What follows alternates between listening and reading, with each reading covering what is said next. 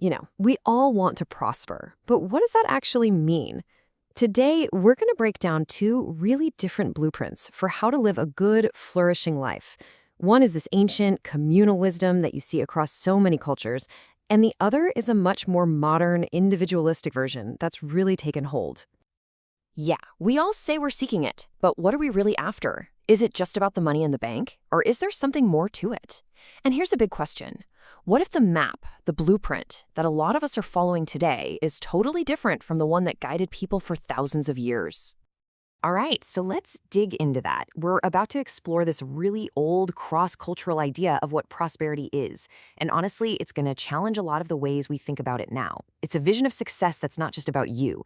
It's ethical, it's about community, it's the whole picture. So, our journey here starts by looking at three of the world's major religions. We're going to check out the traditional, biblical, Hindu, and Islamic ways of looking at wealth, and you'll see just how much they have in common. Okay, what's so wild when you look at this is just how similar they are. It's like they share the same DNA. All three of these traditions basically say that prosperity is a gift from a higher power. It's not something you're just entitled to. And the really crucial part is that they all have these built-in systems for sharing the wealth. You see it in the biblical tithe and jubilee, this idea of giving back a portion and resetting things for the community. In Hinduism, you have dana, which is all about selfless giving. And in Islam, there's zakat, which is a mandatory donation. And that's the key. This isn't just a nice suggestion. It's a core part of how the whole system is supposed to work. So this really gets to the heart of that ancient blueprint.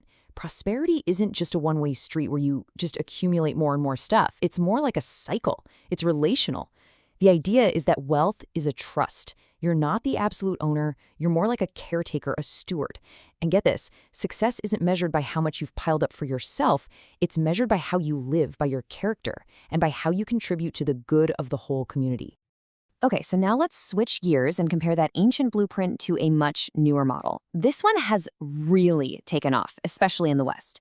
It's a completely different interpretation that kind of reworks all those old ideas to fit a more individualistic world. And this is where you see the two paths just completely split. The ancient blueprint, that was all about stewardship, community, and cycles. But this modern take, which you might know as the prosperity gospel, it totally reframes the whole point. Now it's all about personal reward. It's you. It's a straight line up. And it's very transactional. So in this new model, the focus just shifts dramatically. Wealth isn't a trust anymore. It's seen as proof that your personal faith is strong. And practices like tithing, well, they change too.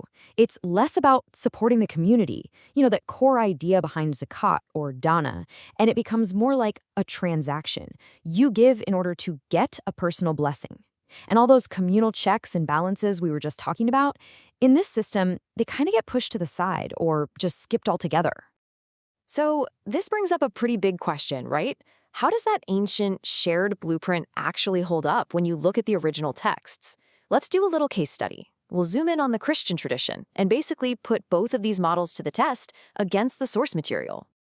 And this is probably one of the most famous, and let's be honest, one of the most challenging things Jesus ever said about money. On the surface, it sounds like a total condemnation of being rich.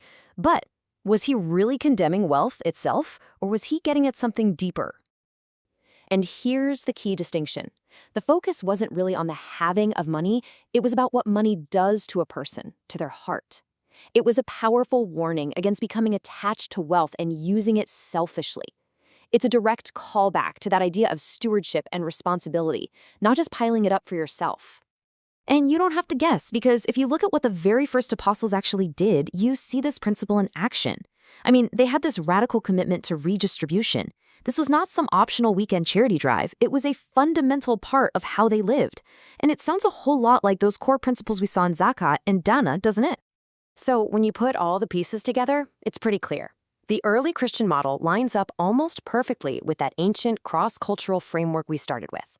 It's a really powerful example of that shared blueprint being put into practice. Okay, so what is the real underlying difference that separates these two blueprints? Well, the source material points us to this really cool concept from systems thinking. It's all about something called feedback loops. What's a feedback loop? Think of it like the safety features in a car, or maybe the guardrails on a highway. They're the built-in checks and balances, the rules, the ethical guidelines, the redistribution practices that are designed to keep the whole system stable, fair, and on track with its core purpose. So when we use this idea of feedback loops as a test, the difference between the two systems becomes incredibly clear. Look at the traditional systems, biblical, Hindu, Islamic. The feedback loops for ethics, for stewardship, for redistribution, they're all switched on. They are active. They're essential. But then you look over at the modern prosperity gospel and you see that a lot of those same loops are inactive. They're switched off. They've basically been bypassed to make way for individual gain. And that right there is the biggest takeaway. The real difference between these two blueprints isn't about how much faith a person has, it's about the design of the system itself.